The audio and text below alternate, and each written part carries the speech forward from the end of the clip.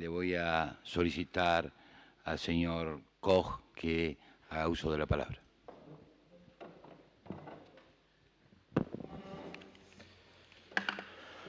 Well, thank you.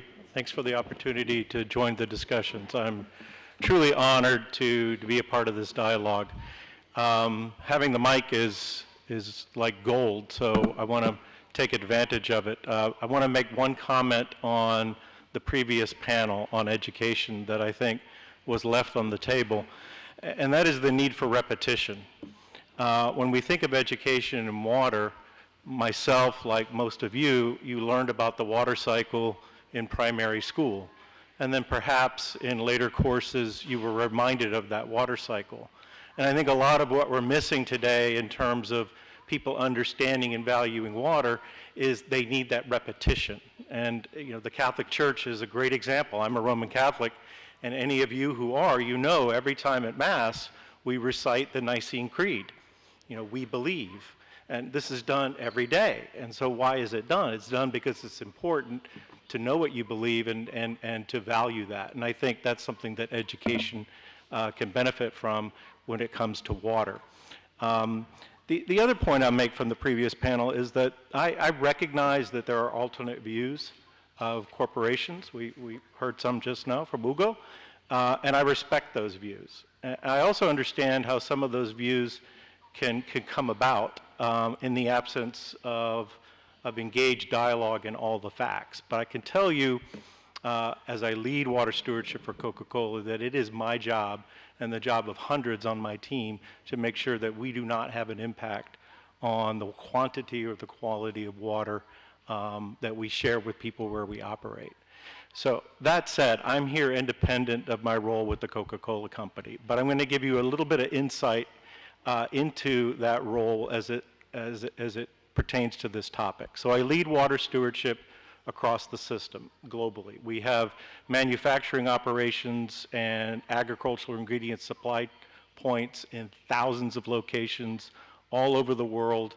I've been to most of them many times. We operate everywhere except Vatican City, Cuba, and North Korea. I don't mean to lump the Vatican City in with that group, certainly not the last one, but obviously we're somewhat of a canary in the coal mine. We see water stresses and we all face, and our business is very dependent and very visible in terms of water use. But the biggest driver for us in our respect of water is our business model. We manufacture product and sell it to the adjacent marketplace. We do not export. Wine is exported, beer is exported, food, clothing, these microphones, different business models. Our business model means we have to exist in a shared water environment, and we're dependent on the health of that community and that ecosystem to sustain our business. So it does us no good to abuse water, because that is where we live, and that is the society, the marketplace that we sell into. And what that's meant is that we currently have about 4,000 initiatives underway that, yes, they address our direct water footprint and manufacturing water footprint of water and wastewater in the plant. Call that our footprint. But it also means we'd have to step outside, and we do, into communities and watersheds and work on our handprint. That is, what work can we do to help address community issues, particularly safe drinking water and the dignity that sanitation brings, but also natural ecosystems and their protection. Now, all of those efforts, while necessary, at least from our viewpoint, they pale in the face of the challenges that are ahead. And so we actively engage, and probably most relevant to this panel, in Blueprint, and that is our engagement with others in a very transparent way on water policy and reform. So that's enough about the company, but I want to make a few observations about the scope of the challenge that I think we're facing, because I think it may be understated, and then pose three solutions. Many of the speakers asked for some solutions. So the first challenge is that when you engage governments, you quickly find out that in most cases there are gaps in their understanding of the problem, the effectiveness of their existing policies in managing their water resources, and importantly, the capacity to implement the policies that they have. That capacity is critical. It's not just the staffing, having enough people that are educated enough, but they have to have sufficient funding and, critically, the proper level of authority. What I often find is water resource management is fragmented and is subservient to other ministries, particularly agriculture, industry, what have you. So these challenges are daunting, but can and are being addressed in many places. However, I have repeatedly observed that trying to solve water problems cannot succeed if the focus is only on water. Most nations, perhaps the planet, are approaching or are already at finite limits. There's only so much carbon we can put in the air. There's only so much water we can take from the environment in a given time and place. There's only so much pollution that we can put in there. There's only so much debt that governments and individuals can sustain.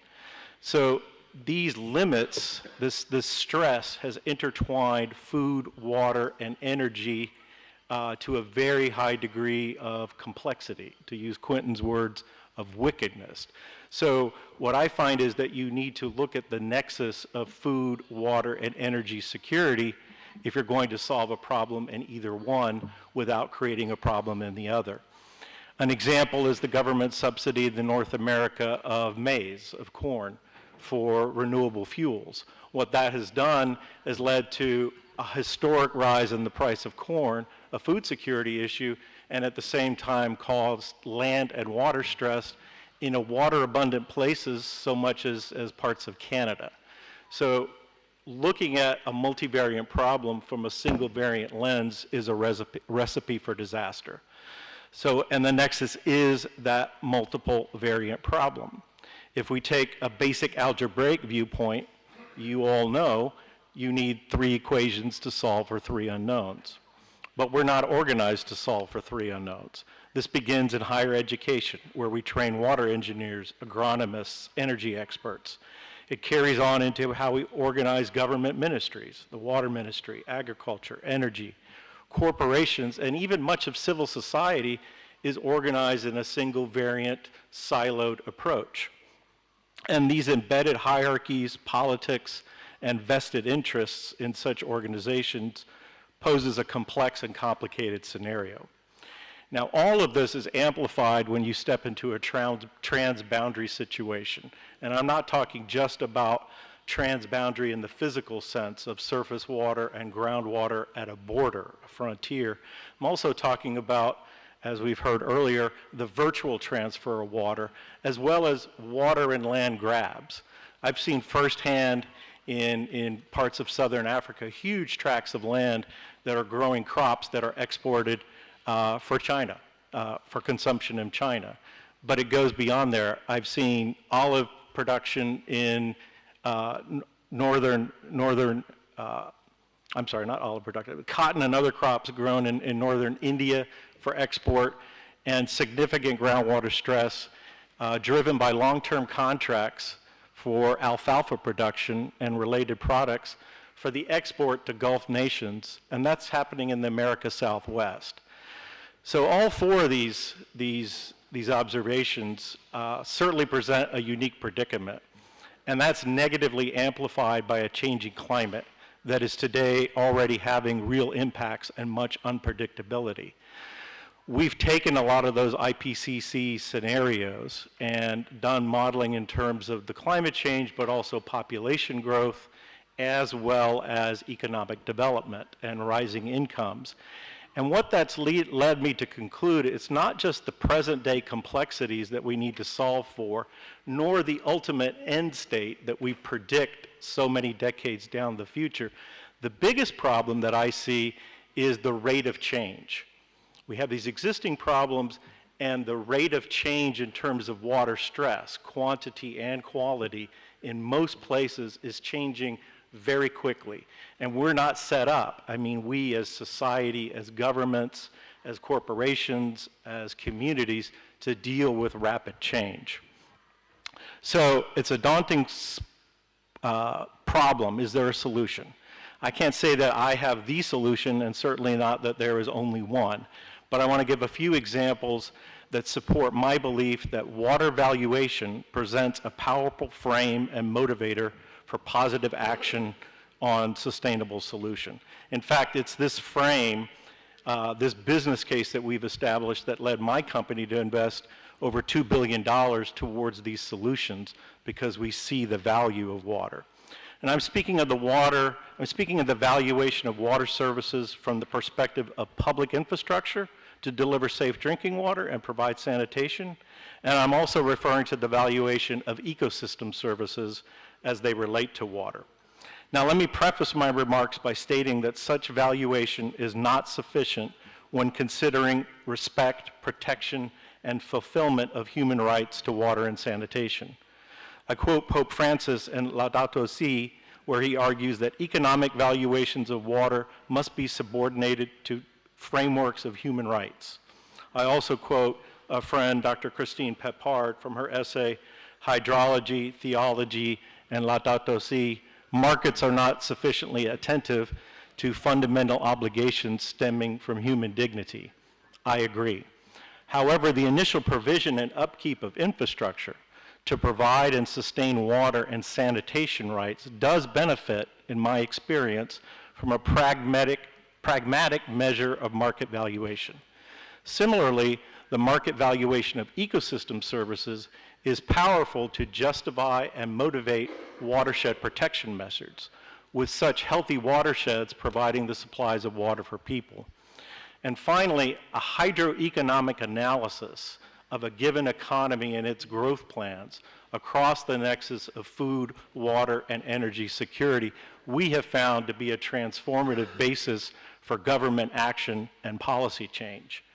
I talked earlier about the distinction between water, the substance, and water services, and how useful that is, not in setting a price for water, but for forcing the discussion between society and government of how they're going to provision the long-term maintenance and operations of a water and sanitation system. Now, what a government chooses to charge its citizens for water, that's up to them. But they can't excuse themselves by talking about water as a human right from making the necessary investments, raising and dedicating sufficient revenue to provide those services, that fulfillment of that right. And of course, we agree that the poor, the disadvantaged, that those services should be provided at a very reasonable rate, if not for free. As time is approaching, I want to talk a little bit about the policy work that we're involved in, because it's the most significant. We're part of an organization called the 2030 Water Resources Group, which is a mix of public, private, and civil society sectors who engage with multilateral banks at the invitation of governments at the prime minister and finance minister level. And what that does is it gives us a very high level of engagement with that society. And what we do is using water as a lens, as a common denominator, if you will. We look at that country's economic development plans as well as its current status, and we then model what the gaps would be in providing, or rather fulfilling, food, water, and energy security out to some given year. Take 2030, for instance. And that common fact base and that convening of members of all sectors of society gives politicians what they need. And that is, they need to understand the problem.